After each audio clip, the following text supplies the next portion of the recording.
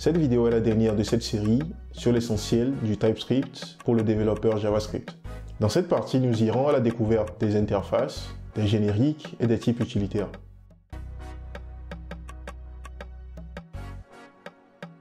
Supposons que pour une application, nous avons différents utilisateurs qui sont identifiés par leur nom, qui est une chaîne de caractères. Donc on va supposer ici que c'est Auto, un âge et un identifiant qui est par exemple une chaîne de caractères. Donc, et que nous avons encore un second utilisateur, pareil, user2 par exemple, et qui a un certain âge également. Donc nous avons vu dans la vidéo précédente que nous pouvons déclarer le type ou typer ces différents objets en procédant de cette façon. Donc on va dire ici que c'est une chaîne de caractères, le nom, qui est une chaîne de caractères également, et l'âge qui est de type number. Donc on peut procéder de cette façon au typage de ces deux utilisateurs.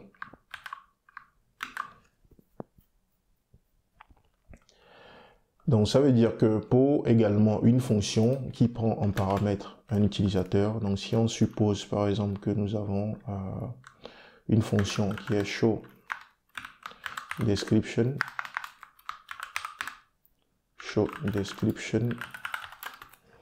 et que ceci représente pour nous une fonction, donc je fais function showDescription qui prend en paramètre un utilisateur. Donc on va se dire que nous avons la même chose ici. Donc on va se dire ici qu'on a un certain utilisateur qui respecte ce que nous avons défini ici comme type, et que sur cet utilisateur nous affichons par exemple ces informations qui le concernent. Donc en procédant de cette façon, nous déclarons à chaque fois un utilisateur qui respecte ce que nous avons défini ici. Donc pour pouvoir réaliser cette définition, on voit ici qu'on répète à chaque fois le même type, à chaque fois on répète le même type. Donc nous pouvons extraire ceci et déclarer une interface que doivent vérifier les objets pour pouvoir être considéré comme un utilisateur. Donc en procédant ainsi, on déclare ce qu'on appelle une interface, c'est-à-dire l'ensemble de conditions que doit vérifier un objet donné pour être considéré comme valide. Donc ici, pour procéder à cela, on déclare ce qu'on appelle les interfaces. Donc on va dire par exemple que nous avons une interface user, et ici nous allons déclarer le corps de notre interface. Donc dans notre cas, ce que nous avons répété jusque-là, c'est ceci. Donc on peut simplement copier tout ça et déclarer une interface avec. Donc en procédant ainsi, on peut réutiliser maintenant cette interface pour déclarer nos différents utilisateurs, au lieu d'avoir à chaque fois à écrire ou à redéclarer,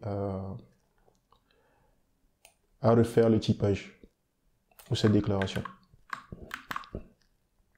Donc nous venons ainsi de déclarer une interface user qu'on peut utiliser plus tard pour définir nos différents utilisateurs. Donc les utilisateurs qu'on définira plus tard doivent respecter cette interface pour pouvoir être considérés comme un utilisateur.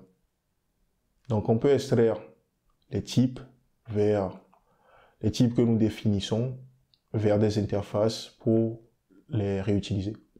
Donc c'est l'utilité des interfaces. Une chose à noter également, c'est que nous pouvons, comme dans le cas des classes, procéder à l'héritage entre interfaces. Donc supposons que nous avons ici une interface employé, comme ça, qui permet, en plus des informations sur l'utilisateur, d'avoir par exemple un département.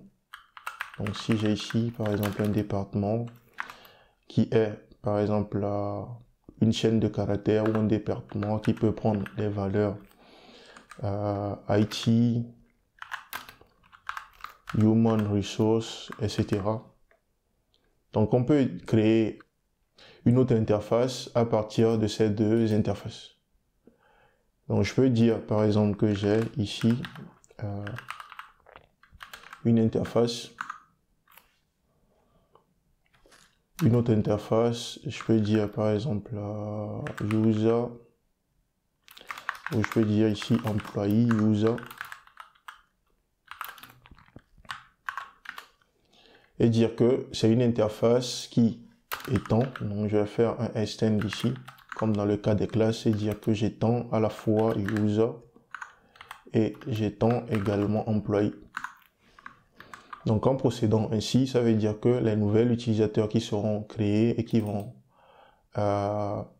seront de cette interface auront à la fois les attributs qui sont présents ici et les attributs qui sont présents ici. Donc au cas où on a des fonctions, donc nous aurons également ces fonctions qui vont se répéter au niveau de ces éléments. Donc ici, en supposant que je veux créer maintenant un user, un employé par exemple, un employé user, one par exemple, donc si je suppose que c'est une constante ici,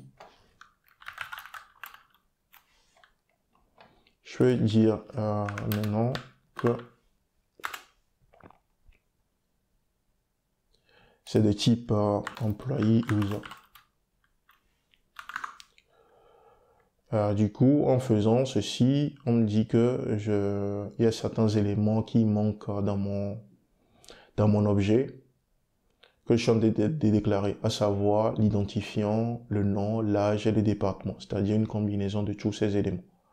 Donc si je fais ceci et que je remplis juste une partie du contrat que je mets par exemple ici, 2A, F par exemple, que je mets honoré et que je change la valeur ici. Donc on me dit toujours qu'il manque une valeur qui est le département, un attribut qui est le département. Donc je peux préciser maintenant le département et donner la valeur HR ou IT. Et là, j'ai plus d'erreur. Donc on vient de créer une nouvelle interface à partir d'interfaces qui existent. Donc on peut également extraire ceci vers un type donné et lui donner un nom spécifique. Donc je peux procéder ici à la création d'un type. Donc il s'agit de ce qu'on appelle les types personnalisés. Donc je peux déclarer un type et nommer ceci département comme ça, département, et lui donner une valeur donnée. Donc je vais dire que tout ceci correspond pour moi maintenant au type département. Donc en procédant ainsi, je peux maintenant remplacer la valeur qui est en dur ici par département.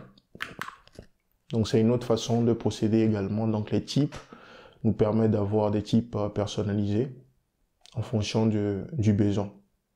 Donc on peut créer un type personnalisé à partir de types existants. On peut également créer une interface en se basant sur des types existants ou sur des interfaces qui existent en procédant comme nous l'avons fait par extension. Nous allons maintenant voir comment le TypeScript nous permet d'utiliser les génériques. Pour cela, j'ai mis en place une petite fonction de test ici qui est createList, qu'on peut appeler de cette façon, qui est en réalité un factory qui nous retourne un objet. Donc l'objet nous permet d'avoir accès à deux méthodes addItem qui nous permettent d'ajouter des éléments à la liste et getItem pour récupérer un élément de la liste en utilisant son index. Donc l'idée d'utilisation de la fonction, c'est de cette façon. Donc on fait appel à la fonction comme un factory. Nous avons notre liste. On fait un addItem qui ajoute l'élément à la fin de la liste. Pareil ici, la deuxième fois qu'on fait addItem, la deuxième fois on ajoute l'élément en dernière position. Et lorsqu'on fait console log getItem 1, vu que ceci est le dernier élément ajouté à la liste et qu'il y a 1 et 2 éléments, donc on aura 24. Donc si par contre on fait getList comme ça, 0, donc ça va nous retrouver l'élément se trouvant à la première position, c'est-à-dire 23 dans ce cas.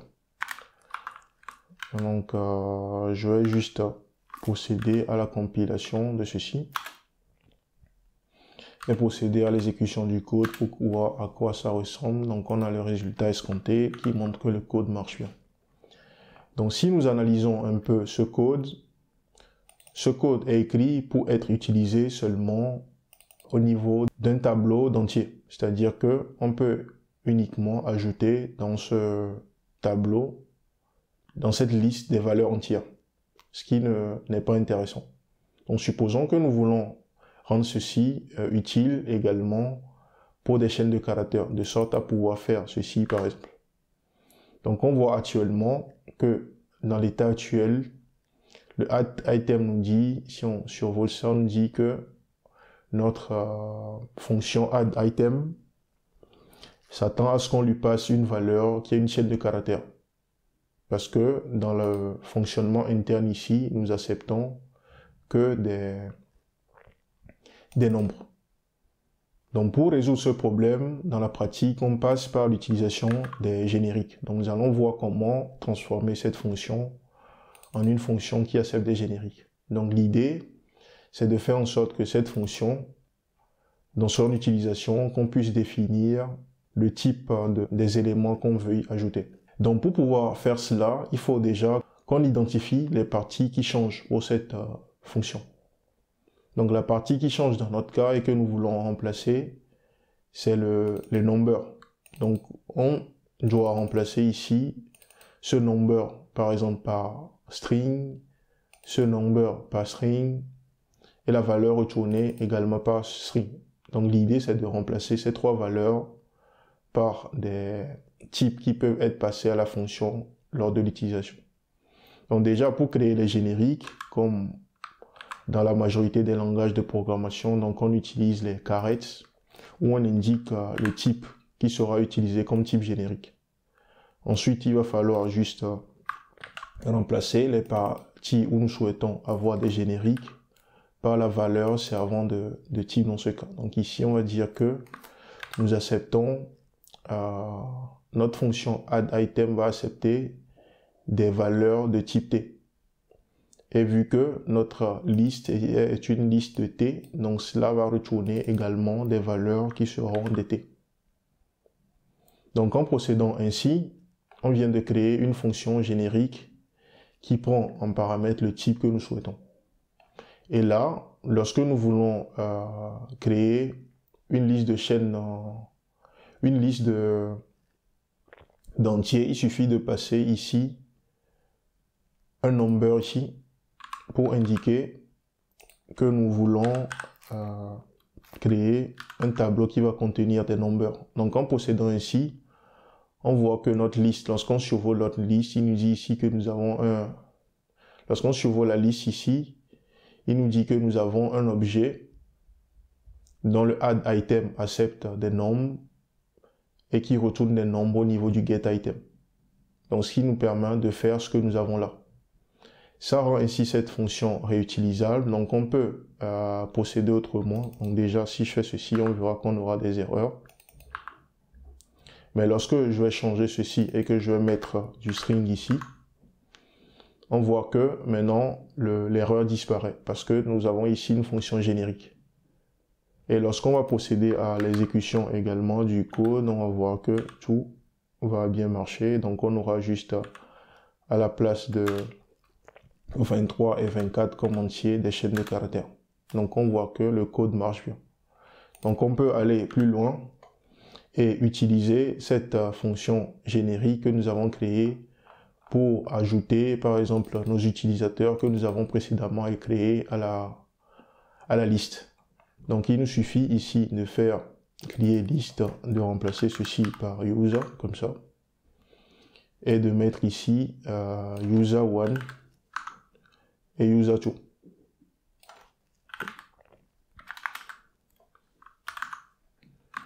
Donc on procède à l'exécution.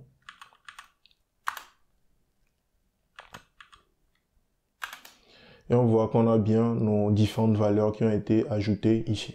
Donc si on change l'ordre ici et qu'on ajoute l'utilisateur 2 en premier, on va voir que l'ordre va changer également ici.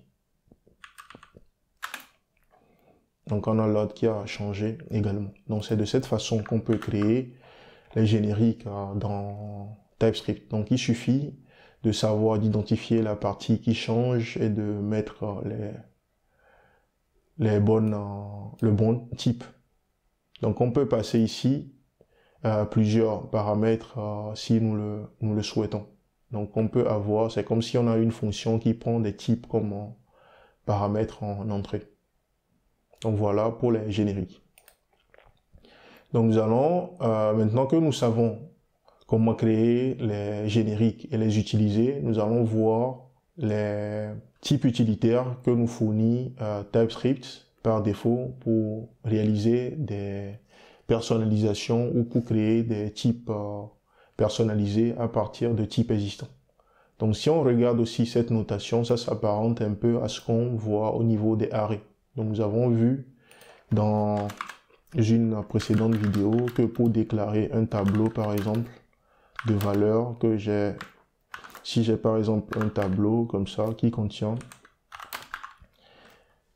des chaînes de caractères, que j'ai deux façons de le déclarer, soit la déclaration en utilisant les crochets, soit en faisant array comme ça, array de string.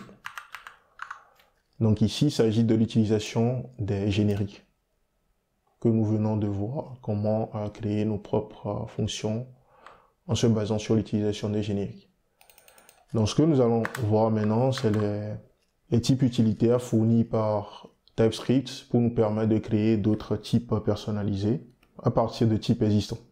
Donc supposons que nous allons prendre ici notre premier type qui est le type employee user ici. Donc nous avons employee user qui hérite de user et de employee. C'est-à-dire que ce type, ou plutôt cette interface, est une combinaison de deux interfaces que nous avons, le user et le user employee. Maintenant, supposons que nous voulons créer un autre type à partir de user employee, mais de sorte que ce type permette de rendre le département optionnel. Donc pour réaliser cela, nous allons déjà créer par exemple donc ici, supposons je vais déclarer un nouveau type que je vais nommer par exemple employee, toujours, mais avec le département optionnel. Donc je vais simplement nommer user with optional department par exemple. Je vais laisser ça comme ça. Donc il s'agit d'un type personnalisé qui va se baser sur les types existants pour me créer un type final. Donc je peux dire ici que je vais utiliser mon user. Donc je peux faire ceci, je peux procéder de différentes façons. Donc je peux dire que déjà mon nouveau type est une combinaison dans un premier temps de user et de employee comme ça. Donc en procédant de cette façon, ce que je dis par là, si on refait ceci, le type que nous venons de créer déjà ici est une intersection de ces deux types. Donc ça revient à ce que nous avons fait ici. Donc ça veut dire qu'on peut utiliser déjà ce type à la place de user employee ici dans un premier temps. Donc du coup, si je remplace le user employee que nous avons ici par le type que nous venons de créer, on va voir qu'on aura toujours le même résultat. Donc on n'a pas d'erreur ici parce que ce type est une combinaison des deux types existants.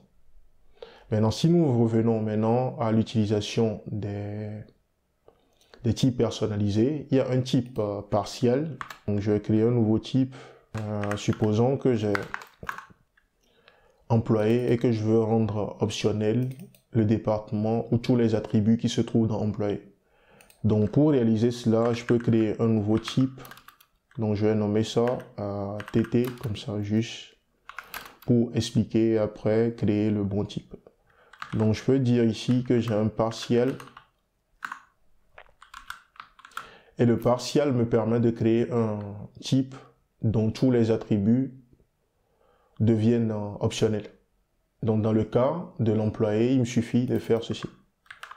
Donc si je veux créer un partiel d'employé, je fais ceci. Donc ça veut dire que j'ai maintenant un objet, ou plutôt une interface dont tous les attributs sont optionnels. Donc on voit que lorsqu'on survole le TT ici, ça nous permet d'avoir une interface qui est le même que employé, sauf que tous les attributs deviennent maintenant optionnels. C'est-à-dire qu'on peut renseigner cela sans passer de valeur.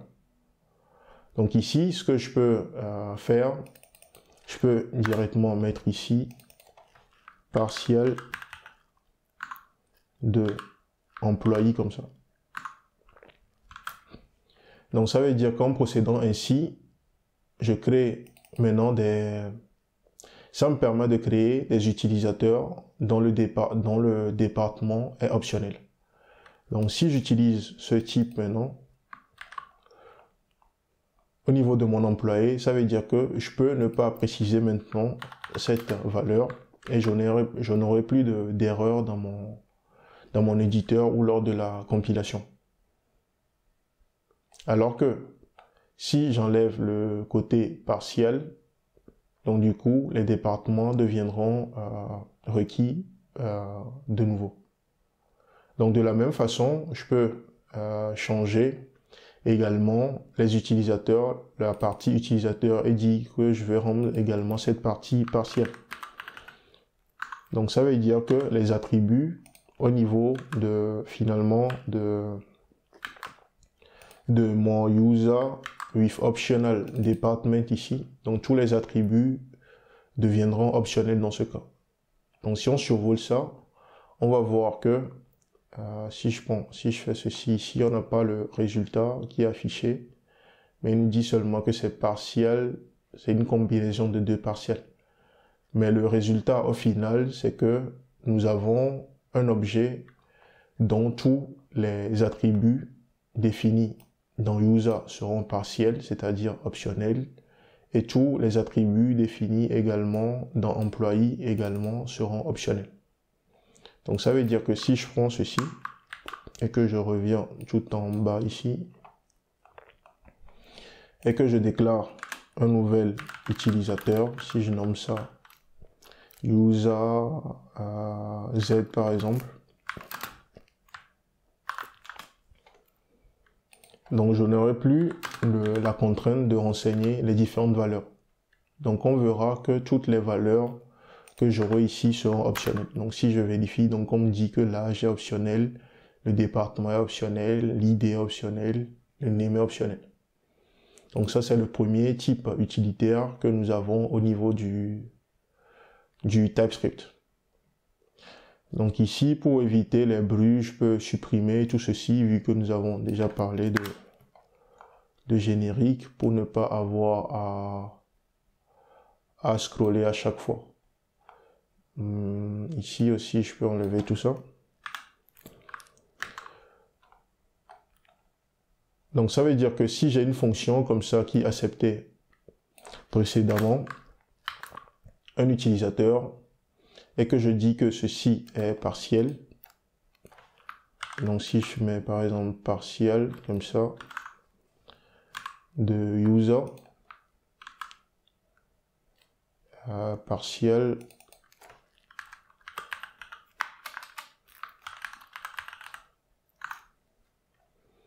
donc ça veut dire que lors de l'appel de cette fonction, plus tard, je peux lui passer n'importe quel objet. Et il suffit que l'un des valeurs de name et de user soit défini ici pour que la valeur soit acceptée. Mais si j'enlève ceci, dès que j'enlève ceci, donc on va me dire que j'ai besoin de renseigner d'autres valeurs. Donc on me dit qu'il y a certaines valeurs qui sont requises, mais que j'ai pas précisé ici. Donc c'est l'utilité du partiel. Donc le deuxième type utilitaire que nous allons voir est le type require, qui est le contraire du partiel que nous venons de voir. Donc supposons par exemple que je modifie ceci. Je vais juste enlever le typage ici. Donc supposons qu'au niveau de mon utilisateur, bon, je peux également enlever ceci. J'ai des utilisateurs, un utilisateur avec un département. Donc ici c'est un employé user en principe.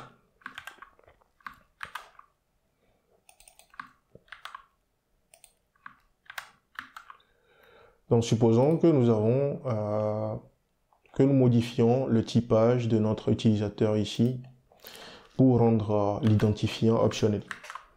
Donc en procédant ainsi, ça veut dire que je peux créer maintenant un utilisateur dont je ne renseigne plus l'identifiant de cette façon. Et vu que tous ces utilisateurs sont créés à partir d'interfaces qui héritent de user ou qui sont user, donc du coup nous n'avons pas de message d'erreur. Donc dans ce cas, nous avons l'ID qui n'est pas renseigné, dans ce cas c'est pas renseigné, mais dans ce cas nous le renseignons. Donc supposons que nous voulons créer à partir de cet employé, que nous voulons créer une classe employé, l'employé que nous avons déjà une classe employé ici. Mais supposons que nous voulons créer une autre classe, mais que cette fois-ci nous voulons rendre tous les attributs obligatoires pour le user. Donc pour réaliser cela, il me suffit de créer un type ici. Donc je vais créer type, un nouveau type que je peux nommer user with. Je vais nommer ça juste require user. L'idée c'est juste de la présentation. Donc require user. Donc je vais utiliser le générique utilitaire require en lui passant user ici. Donc ça veut dire que les utilisateurs qui seront créés à partir de require user auront tous les attributs qui seront requis. Donc on voit ici que l'ID que nous avons mis en optionnel devient obligatoire ici. Donc ça veut dire que si je mets ceci au niveau de mon deuxième utilisateur, donc j'aurai une erreur parce que cette fois-ci j'aurai l'ID qui est requis mais qui n'est pas renseigné ici. Donc ça c'est le deuxième type utilitaire. Et là maintenant lorsqu'on enlève le commentaire, on voit que de nouveau il n'y a plus d'erreur et que tout est OK au niveau de cet utilisateur vu que l'ID est maintenant renseigné. Nous allons maintenant voir le type omit qui est un type utilitaire qui nous permet d'omettre certains attributs au niveau d'une interface ou d'un type donné. Donc nous allons supposer dans ce cas que nous avons une interface employé dotée d'un identifiant, d'un name, d'un âge et d'un département. Et que nous souhaitons créer à partir de cette interface une interface user qui est dotée seulement d'un ID et d'un nom par exemple. Donc pour pouvoir réaliser cela, nous allons passer par l'omit. Donc on va créer ici un type personnalisé qu'on va utiliser pour renseigner cet utilisateur que nous avons ici. Donc pour le moment, nous n'avons pas précisé le type. Donc l'idée, c'est que nous voulons créer un utilisateur, mais qui a seulement l'ID et le name, mais sans avoir d'erreur ici. Donc l'idée, c'est d'avoir notre user comme ça. Et que nous n'ayons pas d'erreur de compilation, mais que ce type soit créé à partir d'employés qui existent déjà. Donc pour pouvoir réaliser cela, il faut exclure la prise en compte dans le typage de ces deux attributs.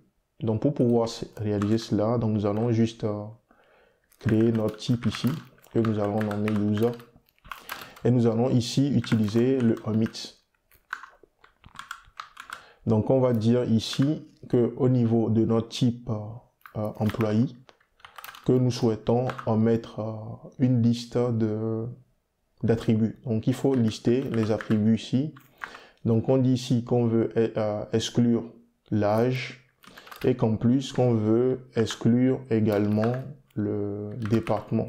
Donc, je fais ici département. Donc, on voit que dès que je renseigne le bon typage ici, donc notre utilisateur n'a plus d'erreur ici.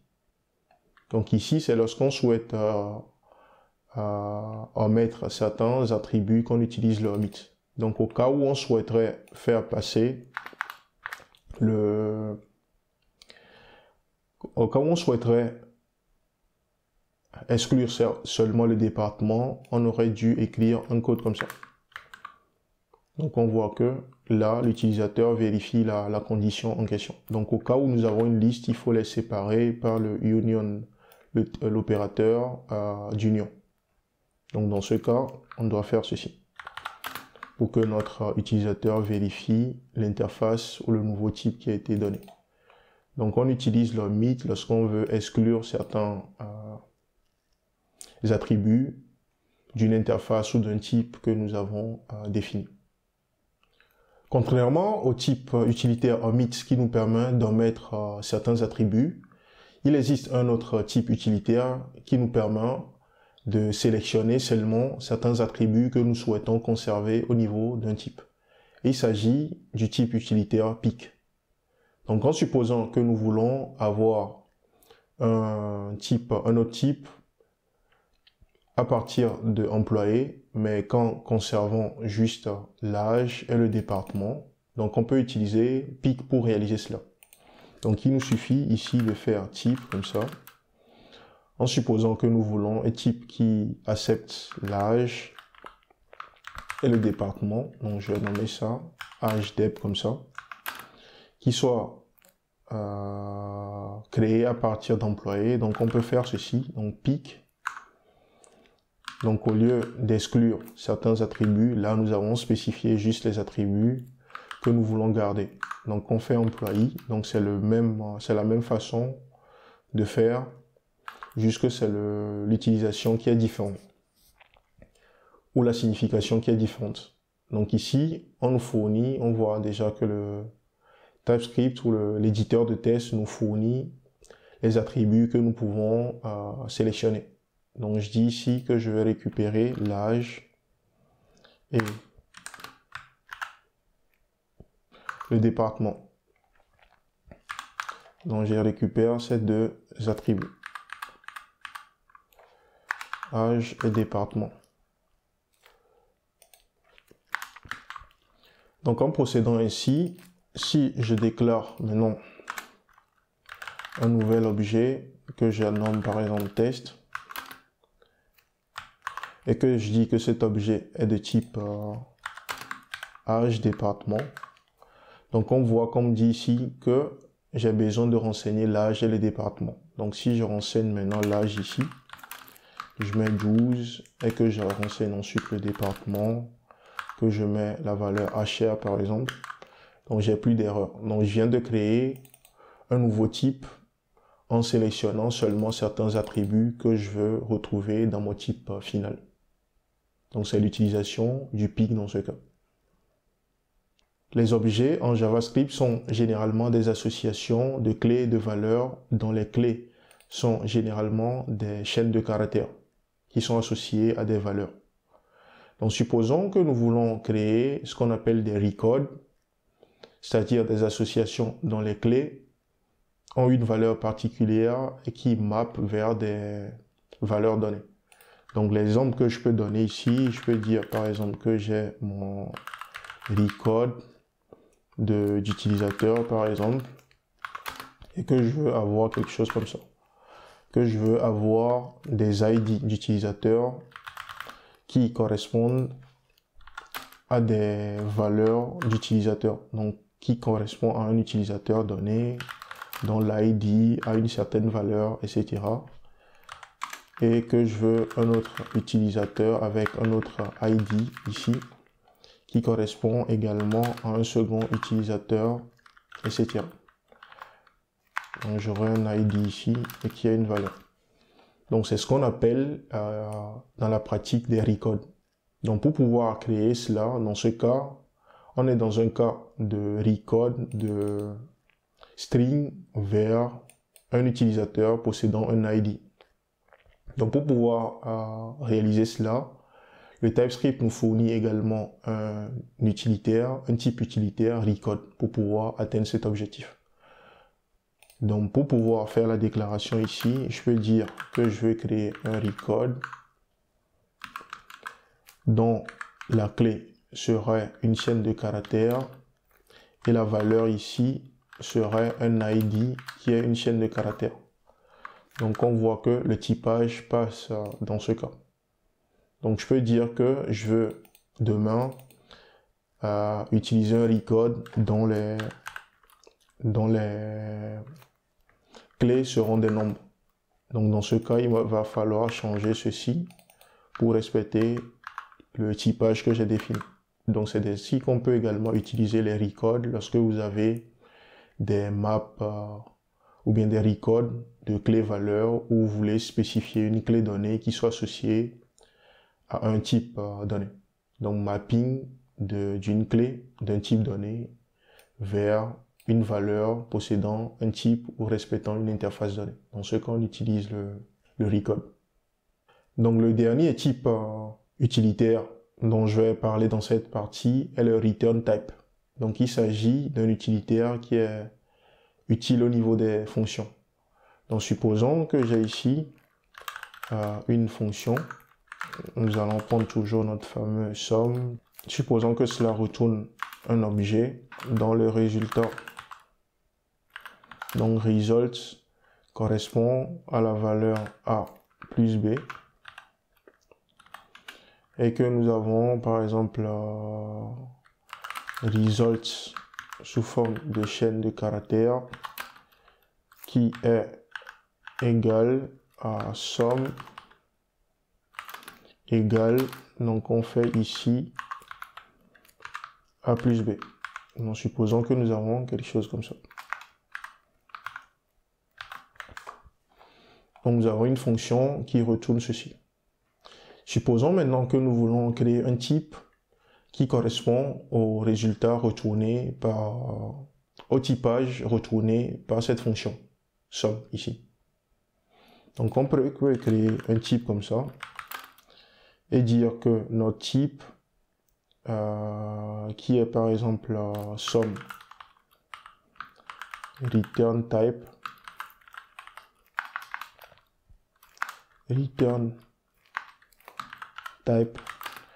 que cela correspond au return type de cette fonction, notre fonction somme ici. Ok, donc ici j'ai une erreur parce que je devais dire simplement ici type of pour dire que je veux retourner le type de cette fonction. Donc c'est une particularité ici dans le cas du return type. Lorsqu'on l'utilise sur des fonctions de cette façon, de préciser quand même le type of pour préciser, parce que le type of nous retourne le type, le type of nous retourne par défaut le type de cette fonction. Et sur cette fonction maintenant nous voulons récupérer le return type. Donc si on survole ceci, on voit que ça nous donne un type qui correspond exactement au type que nous avons lorsque nous survolons ceci et que nous obtenons par inférence. Donc c'est le cas d'utilisation du return type qui peut être utile lorsqu'on veut créer des types personnalisés qui se basent sur des fonctions qui existent. Et ceci nous amène à la fin de cette série dont l'objectif était de partager avec vous l'essentiel du TypeScript en tant que développeur JavaScript. Il faut noter que cette série vient en complément des connaissances déjà acquises via la série sur le JavaScript et sur Node.js. Ceci vous apportera donc une compétence supplémentaire par rapport à ce que vous connaissez déjà.